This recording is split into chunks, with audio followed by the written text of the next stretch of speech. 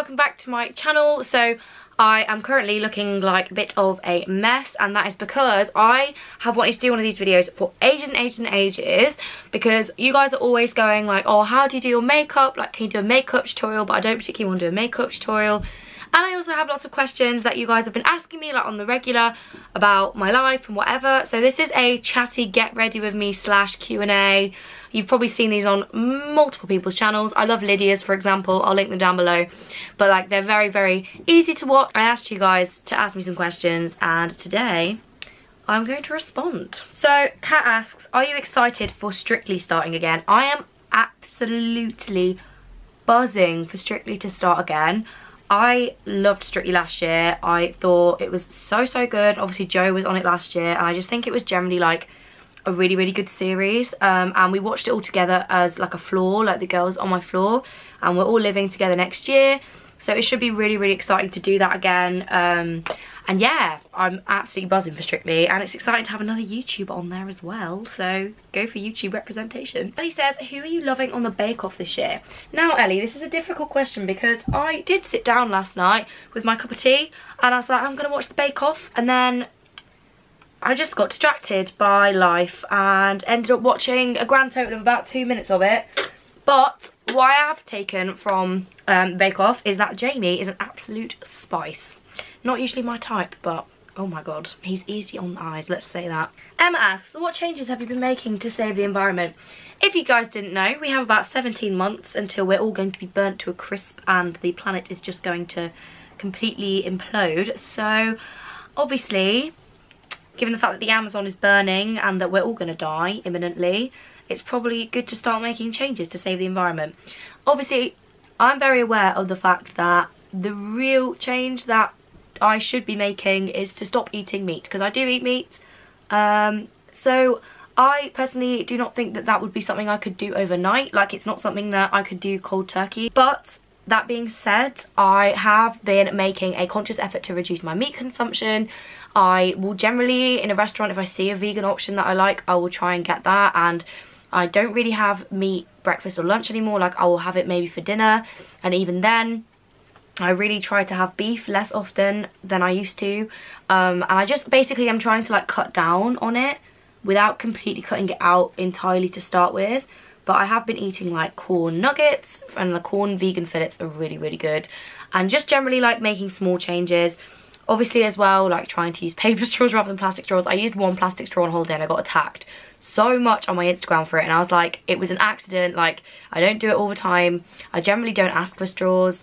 Trying to use reusable cups, just things like that. But as much as I do think that the individual should be making changes to, you know, help save the environment, at the same time, realistically, we need to be putting more pressure on the big corporations rather than on the individual, because whether one individual uses a plastic straw or a paper straw is going to mean nothing unless we lobby the companies that are making the plastic straws to stop making them. So yeah, basically quite a controversial one, so please don't attack me, I'm trying. Another Ellie asks, what modules are you taking in second year? So my course is a little bit complicated, because not only do I do joint honours, I also do languages, and the languages course is notoriously higgledy-piggledy.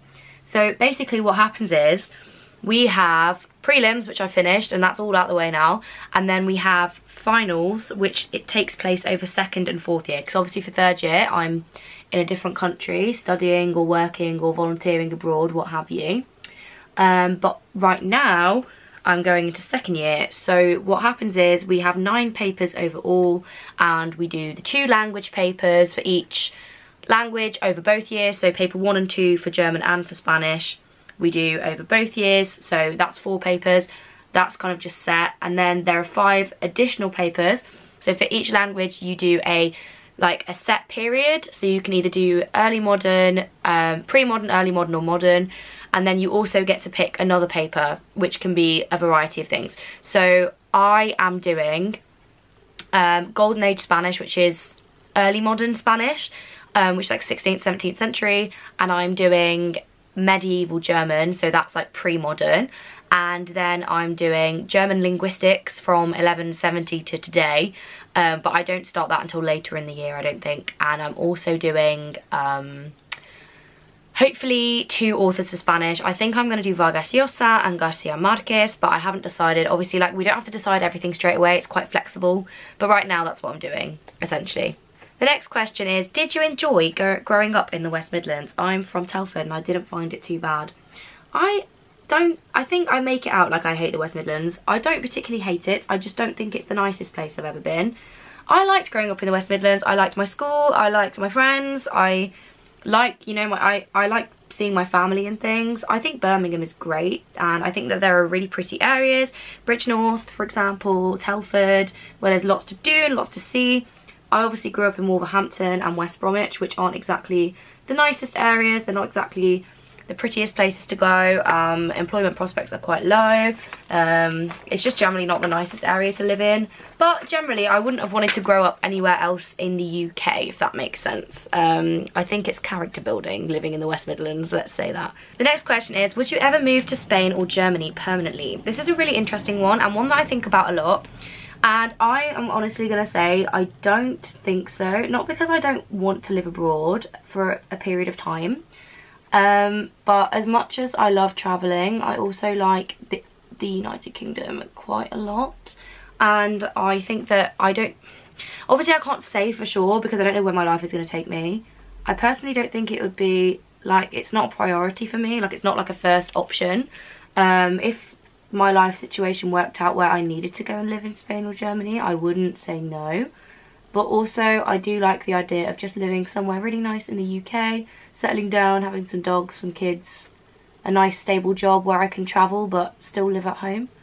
But obviously, I'm not going to say categorically yes or categorically no to either, because I don't know where my life is going to take me. I don't know who I'm going to meet, what job opportunities I'm going to be given, all of that sort of stuff. So that eyeliner is literally the worst eyeliner I think I've ever done. But I can't do it whilst I'm on camera, clearly. But we're just going to go with it anyway because I've not got time for this. Yes, I did dance. I danced from the age of 2 to the age of 17. And then I had to quit because I, quite frankly, just had so much on with A-levels and YouTube and everything and university applications that I knew for a fact that I was going to stop enjoying it because it would become more of a time pressure than an enjoyment. So I quit at the end of year 12.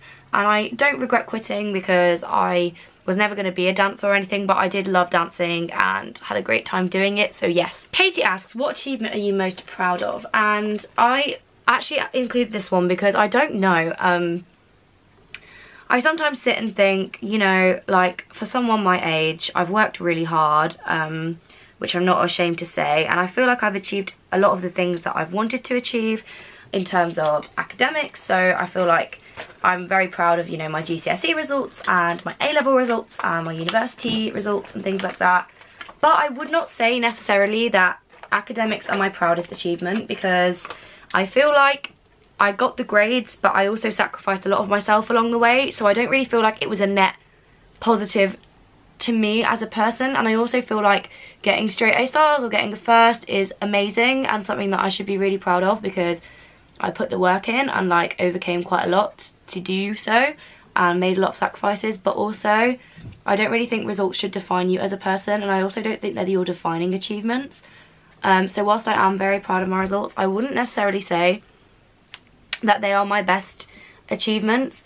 So I personally think my biggest achievement is not, like, the amount of subscribers I have on this YouTube channel, but just generally, like, how much of an influence this channel has had on people, like, over results days and things this year, especially, like, the amount of DMs I got being like, oh my god, like, you helped me so much, and I'm really, really grateful for all the help that you gave me throughout A-levels and things. Like, that meant so much, and to have had a tangible impact on so many people's lives, whether that be academically or when it comes to mental health and things like that, and confidence, and or if I've just made someone's day, the fact that I've been able to work with so many amazing brands and, you know, promote so many amazing causes and things like that has been really, really great. And I think that that would be my biggest achievement, above and beyond my academics. The next question is, what is your biggest regret?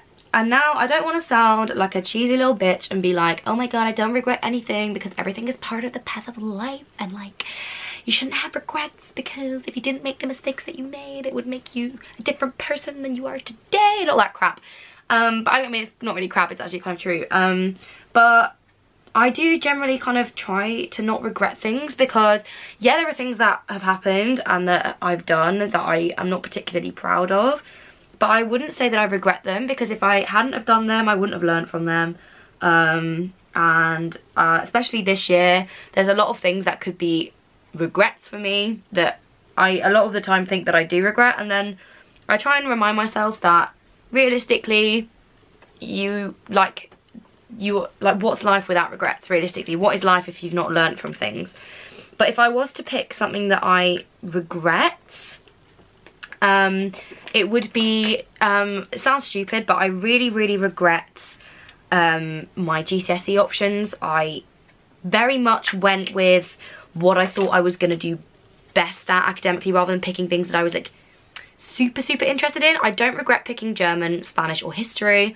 I think that RS was a bit of a cop-out option for me, and I really wish that I'd taken either Russian or music, because I dropped Russian in year 9, even though it was my strongest subject, and I really regret dropping Russian because it's such a good language to know. And I also regret dropping music because I dropped it because I didn't like my teacher that much, and I didn't really like the class, but I really wish that I hadn't, because I really like music, and whenever I'm having conversations about it, I just have no clue what to bloody say, because I don't know anything about classical music, or generally enough to hold a conversation, which is why I'm trying to teach myself at the moment. But I regret basically I regret dropping Russian, dropping music, and I regret dropping the violin when I was about 14. I stopped playing the violin. Again, a big regret of mine, because now I could be very good at the violin, and I just didn't keep it up. And I'm trying to learn piano, but I just don't have the time that I used to have, and I think I would have made time for it had I carried it on from a younger age. So those are my biggest regrets. I obviously have a lot of personal regrets, but they're not really ones that I want to particularly share, and as I said, I don't really think they're regrets.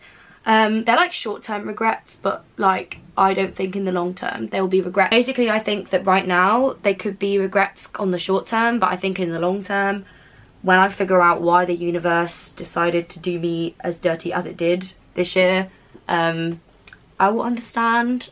So I wouldn't say that they are particularly regrets, if you know what I mean. Favourite film that you've watched recently?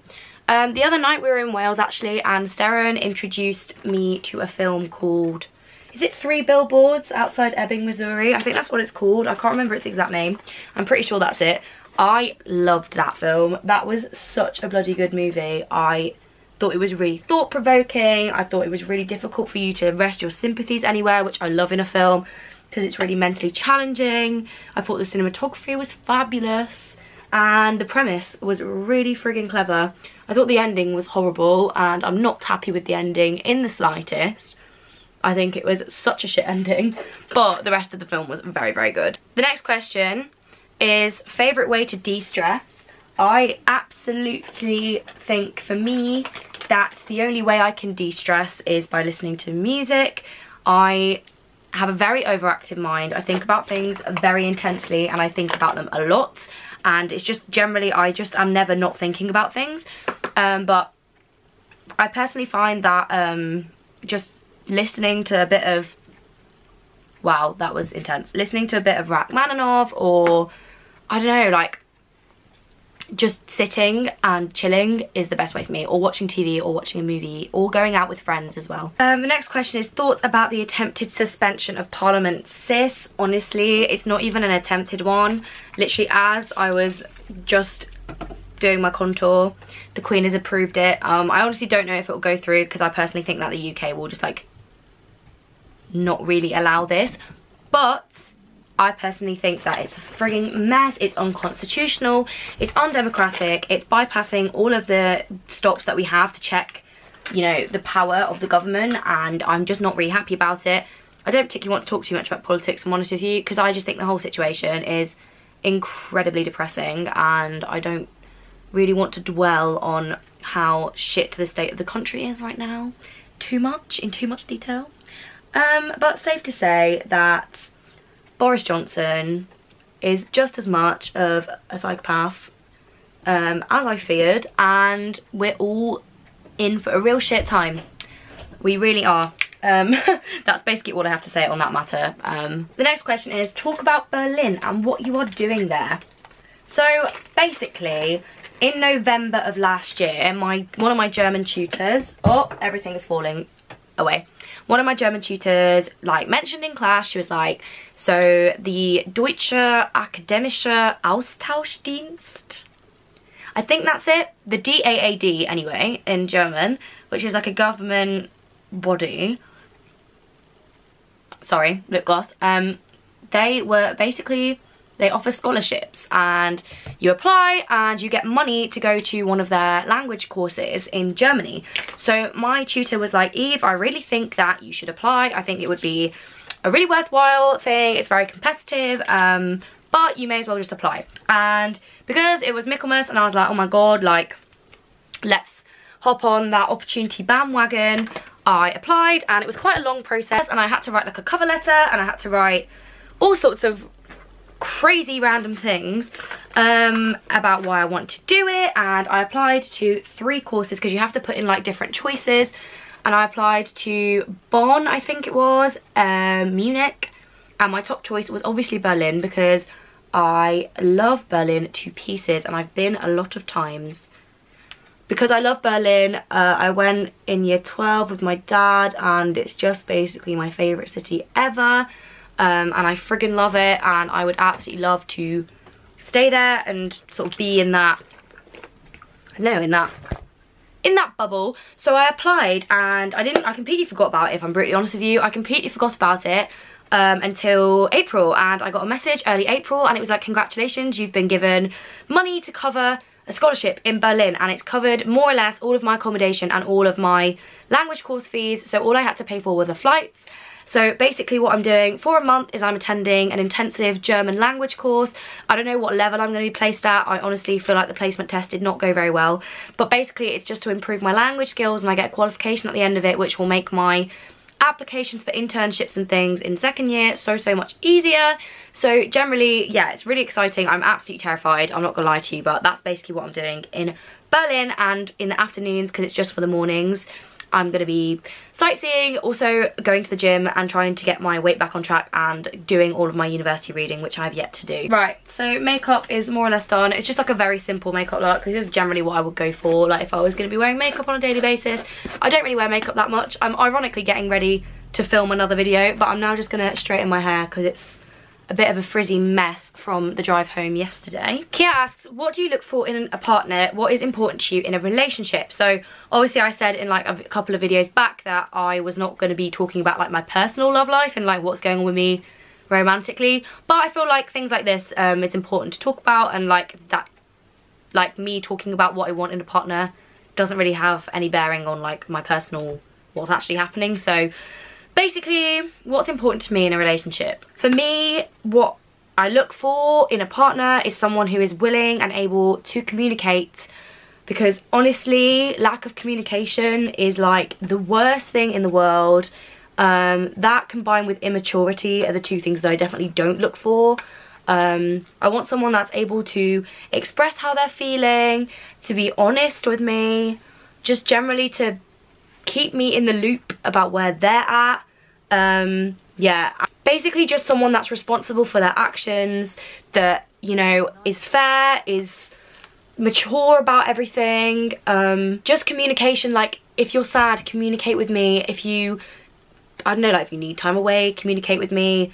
If you're happy, communicate it to me. Like that's what I want to know. I just want someone who's honest, open, upfront about how they're feeling, doesn't leave you second guessing, wondering, questioning, because for someone with anxiety, like that's just not what you want.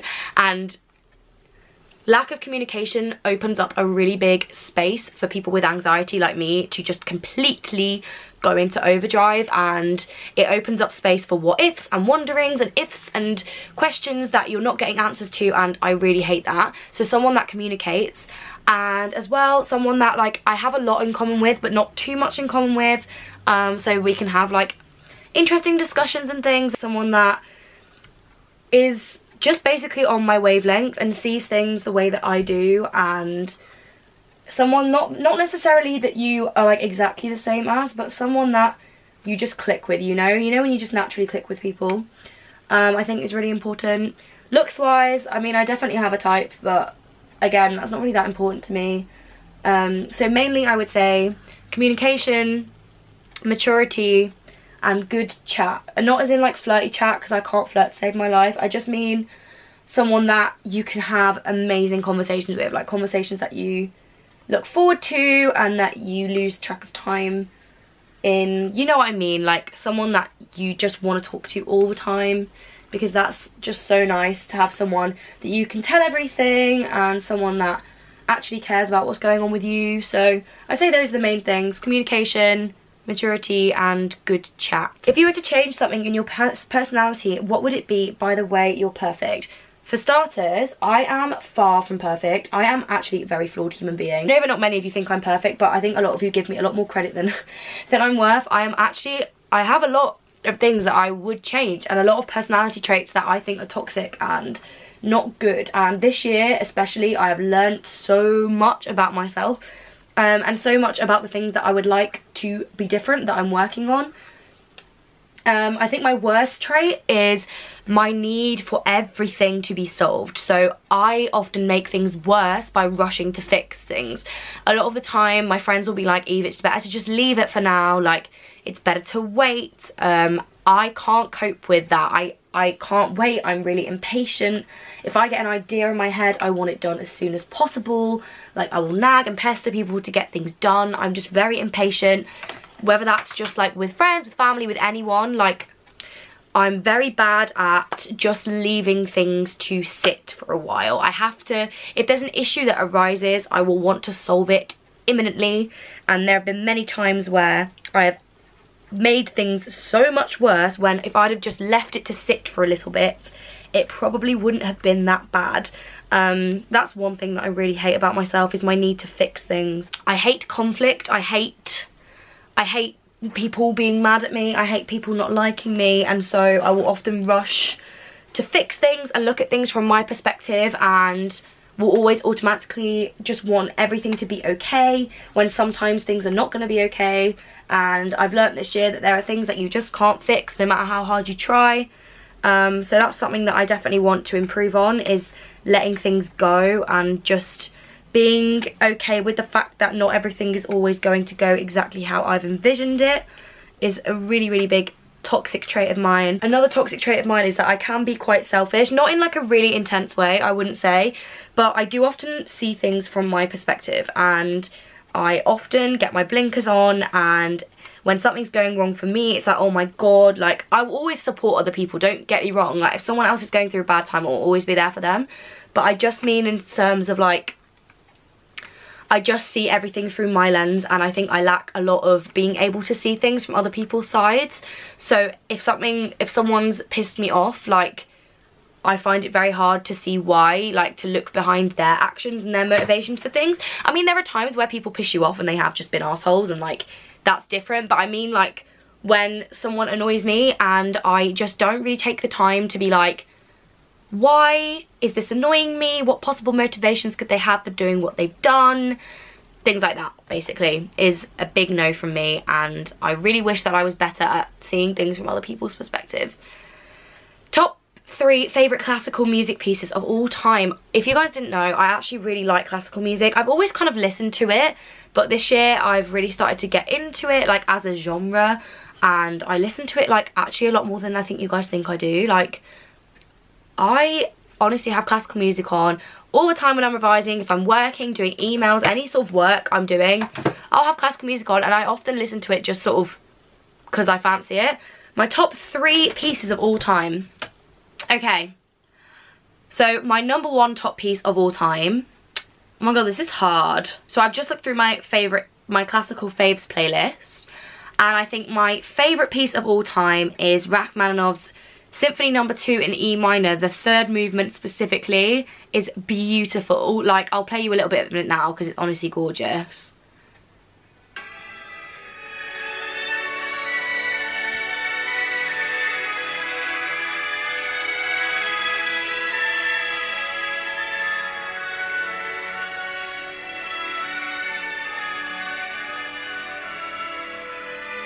It's literally the most stunning piece of music ever. I will link it in the description because I think you should all go and listen to it. Another piece of mine that is one of my absolute favourites is American in Paris by George Gershwin. I just think it's absolutely fantastic. I won't play that because I will get copyrighted for that one, but I love, love, love that piece of music. I don't know, because there are just so many that I really like. I really like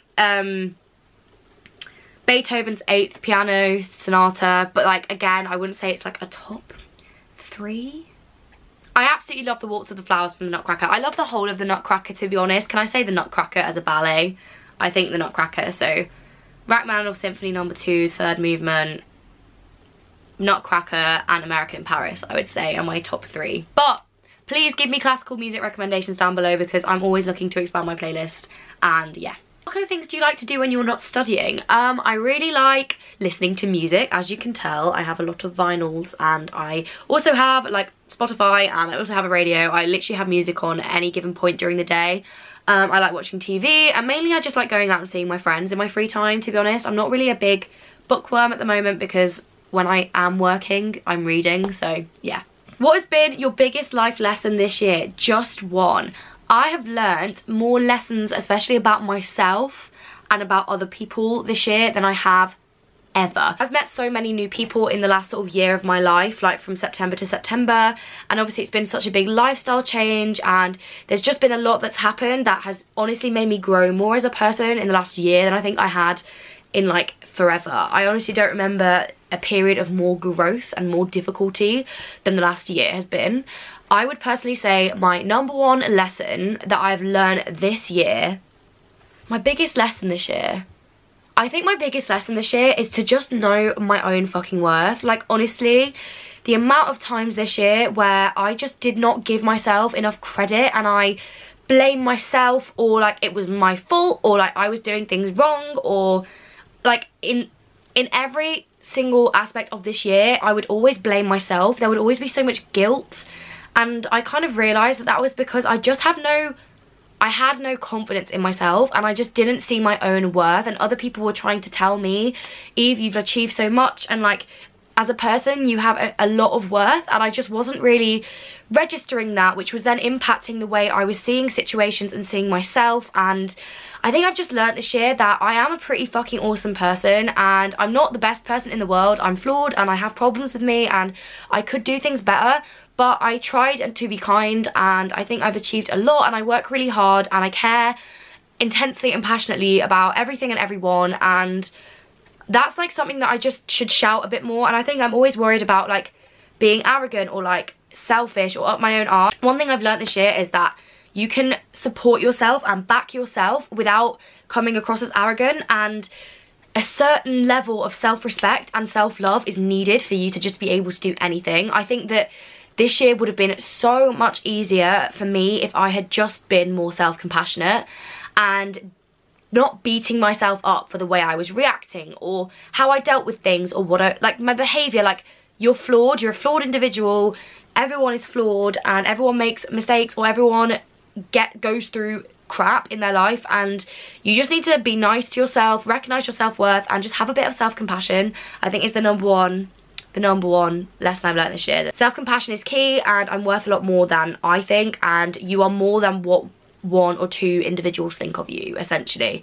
is what I've learned this year. How do you feel about your summer glow up happiness wise? This is the last question because I think this is a really interesting one, because I know that on my Instagram and on all my socials, like I've gone through a glow up, not necessarily physically or anything, but I look happier, I look healthier, and I look like I'm living my best life. And I'm not saying that I'm not living my best life, because I honestly am so much happier and just so much more fulfilled and so much more at peace with myself this summer than I was during uni.